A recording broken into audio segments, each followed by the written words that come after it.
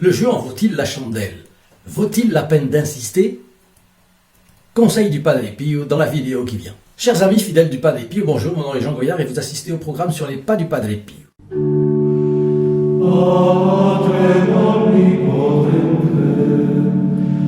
Aujourd'hui encore, nous allons voir le Padre Pio dans l'action. Et aujourd'hui, c'est un couple de Polonais.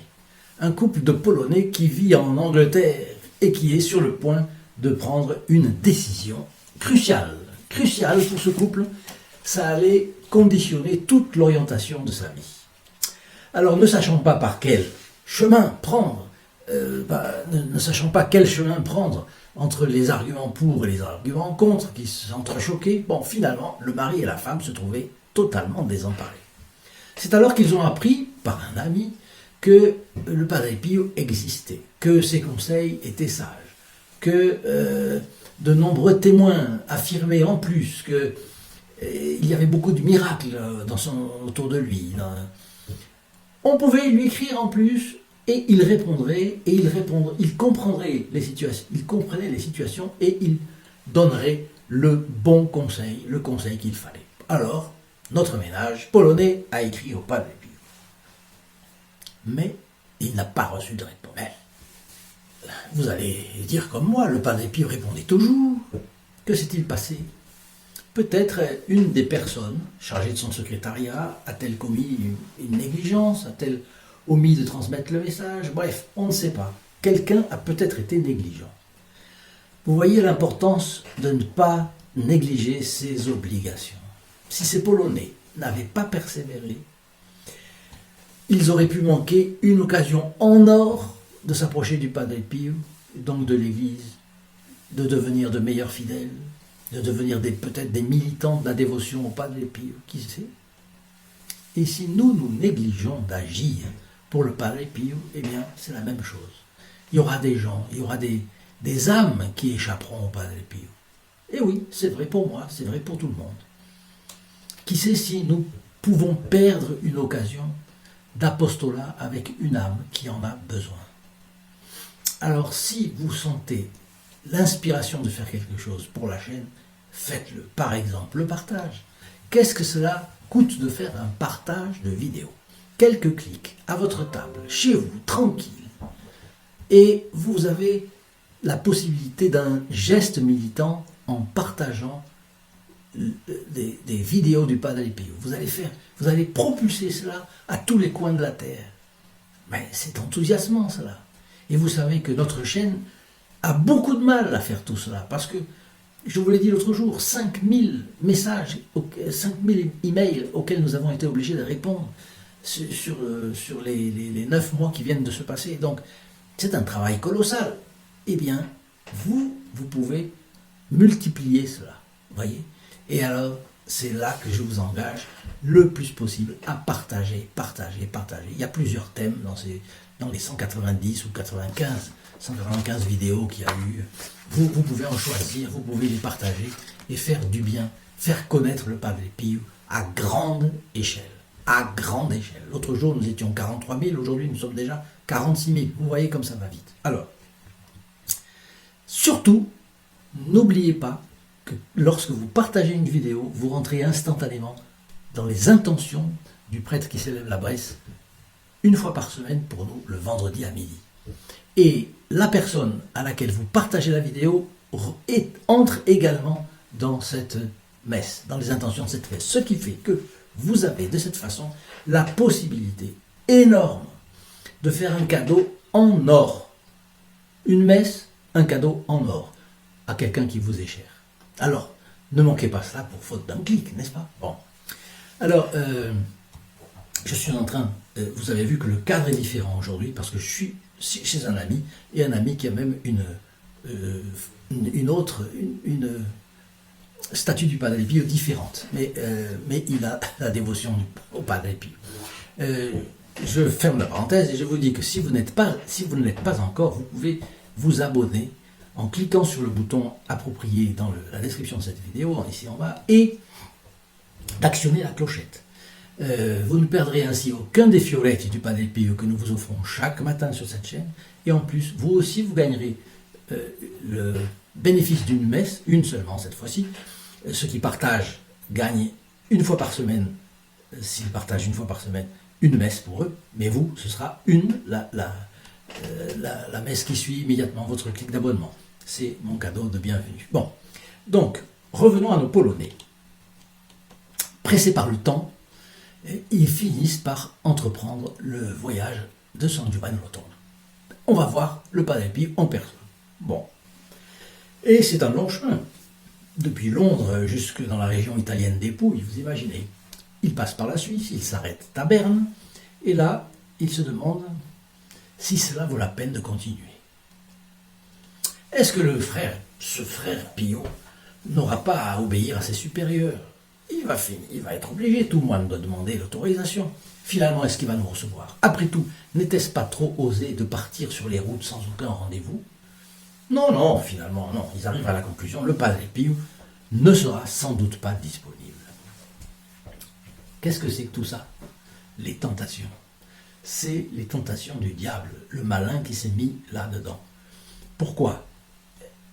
Ils étaient partis raisonnablement, ils étaient contents parce qu'ils sentaient une grande espérance, ils avaient vu que c'était la seule solution pour eux, et tout d'un coup le doute stupide, le doute illogique.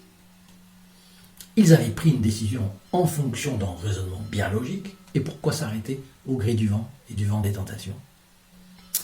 J'ai su qu'il y a eu des personnes dans la chaîne, ici, qui étaient sur le point de partager nos vidéos, et qui, par un doute, ou par l'inertie, aïe, cet ennemi de la chaîne sur les pas du Padre Pio qui s'appelle l'inertie. Et ils n'ont pas formalisé les clics salutaires qu'ils avaient projeté de faire. Donc vous voyez pourquoi j'insiste toujours beaucoup là-dessus, parce que je pense que si chacun de vous, vous qui me regardez en ce moment, vous faites quelques clics qui vous permettent, depuis chez vous, tranquillement, sans sortir de votre maison, vous partagez ces vidéos, vous ferez du bien à autrui, à votre prochain, à ceux qui vous sont chers, vous-même vous bénéficierez de la messe, eux-mêmes aussi bénéficieront de la messe, et je pense que, vous savez, les sceptiques disent toujours « dans le doute abstiens-toi ». Pardon. Mais en matière de relation avec Notre-Dame, de relation avec le Padre Pio, à propos de la confession, à propos du Saint-Sacrement, c'est le contraire qui doit prévaloir. Pas de doute. Il faut approfondir, peser le pour et le contre, oui, ça c'est toujours indispensable, mais avec le concours de la logique, et parce qu'il ne faut jamais céder au chaos contemporain où tout est illogique. Et cela, oui, de ça il faut se garder. Alors, ils étaient sur le point de faire demi-tour et rentrer en Angleterre. Et tout d'un coup, la chambre de leur auberge fut inondée d'un délicieux parfum. Mais ils furent absolument incapables de localiser l'origine de ce parfum. Vous voyez, ils ne connaissaient pas le rapport d'ailleurs entre un certain parfum et le Padre Pio. Mais il reste que c'est une intervention de première, si on peut dire comme ça, de la part de la Providence pour eux. Alors leur parfum, le parfum du Padre Pio, leur vint en même temps qu'une force intérieure qui les poussa à poursuivre leur voyage jusqu'au couvent. Et le fait est qu'ils ont persévéré dans leur projet et finalement, ils arrivent bel et bien à San Giovanni Rotondo. Et en plus de ça, ils sont reçus par le Padre Pio. Comment ça commence? Nous vous avions écrit une lettre, lui ont-ils dit, mais nous sommes venus car nous n'avions pas de réponse. Et le Padre, non, oui, que nous n'avons pas eu de réponse. Comment ça, je n'ai pas répondu, répondit le Padre Pio. Ne me dites pas que vous n'avez rien remarqué ce soir-là à l'auberge suisse. Le Padre Pio montre qu'il avait fait exprès, qu'il était parfaitement au courant des choses, cela même si on ne lui avait pas transmis la lettre du ménage polonais, mais en plus, il sait qu'ils ont remarqué. Et eux, là, pof, ils tombent en eux-mêmes, ils disent, mais oui, c'est ça alors. Ils ont remarqué le parfum, mais ils ne savaient pas que c'était du Padre Pio. Voyez comme c'est intéressant de voir comment le Padre Pio les a aidés. Peut-être était-il même au courant des tentations du démon qu'ils ont eues et que c'est lui qui les a fait fuir. Donc vous voyez à quel point il est important nous-mêmes d'assurer la propagation de la dévotion au Padre Pio pour nous-mêmes, pour les nôtres, pour nos amis, pour les personnes que nous ne connaissons pas. Les personnes que nous ne connaissons pas et que... vous voyez, ce micro m'avait échappé. Pour les personnes que nous ne connaissons pas et qui attendent peut-être de notre part une action vraiment décisive. Nous ne les connaissons pas, ils sont dans le besoin spirituel du Padre Pio, eh bien il faut les aider. Alors les guérisons que faisait le Padre Pio étaient souvent précédées par l'arôme de ses stigmates. Vous savez que c'était au fond le sang qui coulait de ses plaies qui avait cette odeur de rose, de plusieurs... une odeur céleste en réalité. Un jour, Josefina Marchetti, âgée de 24 ans, dut faire face au verdict implacable de son chirurgien alors qu'elle venait de subir un long traitement. Elle avait été opérée du bras. Celui-ci serait immobilisé pour toujours, lui a dit ce chirurgien, en raison d'une fracture imprévue à l'omoplate. Comment est-ce qu'il s'en est pas rendu compte? J'en sais rien. Mais le fait est que, voilà. Désolée, la jeune femme se rendit avec son père à San Giovanni Rotondo. Il rencontre le Padre Pio. Il lui raconte. Et lui, qu'est-ce qu'il dit? Ne désespérez pas. Ayez confiance dans le Seigneur. Ce bras guérira. Bon. Alors, ils sont venus consulter le Padre Pio. Ils avaient une certaine confiance. Celui-ci les entraîne à la confiance, à plus de confiance. Et il leur parle du futur de la manière la plus catégorique. Votre bras guérira. Bon. Feront-ils confiance? Mais le temps passait. Et l'état de Joséphine ne changeait pas. On était en juin 1930. Et le temps fit son œuvre. Le père et la fille pensèrent que la prévision du Padre Pio n'allait pas marcher. Autrement dit, allait rater. Le doute de nouveau. Mais quelle chose incroyable ce doute. Le démon agit souvent de cette manière. Est-ce que je vais aller me confesser comme j'en avais besoin? J'en avais besoin, je l'avais bien vu. Je dois me confesser et j'ai un doute. Ah, il fait froid dehors, il fait humide. Non, je reste. L'inertie toujours. Cette damnée inertie. En matière de confession, il ne faut jamais attendre. Le temps est mauvais conseiller dans ce domaine. Hein? Bon. Vient le 17 septembre 1930. On était en juin. 17 septembre. Hein? Juillet, août, septembre. 3 mois. Bon, alors, ils auraient pu avoir confiance. Vient le 17 septembre. Jour anniversaire des stigmates de Saint François d'Assise. Voyez bien, la famille a douté et elle doute. Va-t-elle être punie pour ces doutes vraiment, vraiment funestes, ces méfiances vis-à-vis des dons du Padre Pio, ces méfiances vis-à-vis de la Providence, finalement. Mais ce 17 septembre 1930, la maison des Marchetti est envahie d'un délicieux parfum de rose et de jonquille. C'est comme ça qu'ils l'ont qualifié. La rose, j'arrive encore à la déterminer. La jonquille, pas du tout. Mais voilà. Ce parfum persiste durant un quart d'heure et personne n'arrive à en déterminer l'origine. Pareil, comme la dernière fois, comme notre ménage de Polonais tout à l'heure. Mais à partir de ce moment-là, Joséphine retrouve la mobilité de son bras. Alors, voyez, tout à l'heure, les Polonais étaient en doute. Ils avaient même décidé de revenir en Angleterre. Le parfum arrive et là, ils ont une force morale qui les pousse à continuer et ils continuent. Là, elle retrouve tout carrément la mobilité de son bras. Une radiographie conservée comme une relique a mis en évidence la soudaine reconstitution des os et des cartilages. Donc, c'est un miracle. Ce miracle est signé par la Providence de la signature de Saint François d'Assise. C'est l'anniversaire de ses stigmates. Or, le Padre Pio est stigmatisé et il est fils de Saint François d'Assise aussi. Les Capucins sont fils, vous le savez, des franciscains. Mais surtout, le miracle arrive malgré les doutes des Marchetti. C'est ça surtout. Et je pense que là, on voit le doigt, on voit les effets de la miséricorde divine, qui est insondable. Et la miséricorde, qu'est-ce que ça veut dire? Ça veut dire que nous n'avons droit à rien.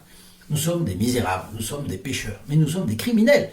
Pourquoi? Parce que Dieu est infiniment bon et il est le Dieu tout-puissant, infini. Donc, Une offense à Dieu, même si c'est un péché véniel, c'est une offense qui a quelque chose d'infini. Disons que un péché même véniel porte atteinte à notre Seigneur et cause d'une partie de ses souffrances durant la Passion. Eh bien, notre Seigneur, avec ces criminels que nous sommes, eh bien, il est comme avec le bon larron. Il donne des grâces et encore des grâces. Voilà, n'est-ce pas de nature, nous, à nous encourager, à nous lancer dans l'apostolat du Padre Pio pour faire participer le plus d'âmes possible à cette vague de miséricorde qui environne le Padre Pio. Hein, dites-moi vos commentaires, je fais une parenthèse, parce que ça m'intéresserait de voir ce que vous pensez de la miséricorde. Est-ce que vous pensez que elle s'exerce à l'infini? Elle a-t-elle des limites? Peut-être bien a-t-elle des limites. Mais en tout cas, elle dépasse beaucoup notre petite tête d'homme, ça c'est sûr. Mettez votre like d'ailleurs. J'y pense. Je vous ai demandé de vous abonner, si vous n'êtes pas abonné, de partager ces vidéos, de mettre votre like, de me donner vos commentaires. N'oubliez pas enfin que ici vous avez cette photographie du Padre Pio qui peut être placée chez vous. Vous passez votre journée sous le regard du Padre Pio. Toutes les personnes qui passeront chez vous, eh bien c'est pareil, elles auront cette grâce immense de voir le Padre Pio au moins une fois et d'avoir la curiosité, comme vous le savez, toujours attirée par ce regard profond, scrutateur, un peu mystérieux, mais bon. C'est un mystère bon, c'est pas le mystère mauvais du diable. Donc voilà, vous avez la possibilité, eh bien, je vous mets ici en bas une petite note avec le téléphone et les horaires, vous le savez, c'est la manière dont vous pouvez la voir, gratuitement, ça ne vous coûte rien, mais en tout cas, ça vous encouragera énormément. Et puis, pour ceux qui le voudraient, je vous donne rendez-vous ici en bas, dans la description de cette vidéo, à la page des protégés du Padre Pio. Là, vous verrez les bénéfices qui sont les leurs et ce qu'ils font pour la chaîne. Quand vous recevez une photographie, gratuitement, oui, elle est gratuite pour vous. Pour eux, non, c'est eux qui la financent. Le livre que nous envoyons aux protégés du Padre Pio, pareil, c'est eux qui le financent.